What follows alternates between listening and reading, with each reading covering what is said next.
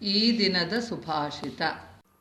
ಅರ್ಥನಾಶಂ ಮನಸ್ತಾಪಂ ಅರ್ಥನಾಶಂ ಮನಸ್ತಾಪಂ ಗೃಹೇ ದುಶ್ಚರಿತಾನಿ ಚ ಗೃಹೇ ದುಶ್ಚರಿತಾನಿ ಚ ವಂಚನಂ ಚಾಪಮಾನಂ ಚ ವಂಚನಂ ಚಾಪಮಾನಂ ಚ ಮತಿಮಾನ್ ನ ಪ್ರಕಾಶಯೇತ್ ಮತಿಮಾನ್ ನ ಪ್ರಕಾಶಯೇತ್.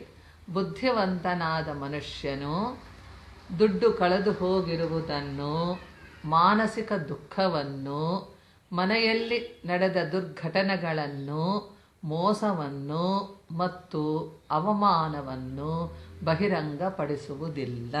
A learned person does not express openly about incidents like loss of money, mental suffering, bad occurrences at home, acts of betrayal, and disrespectful behavior.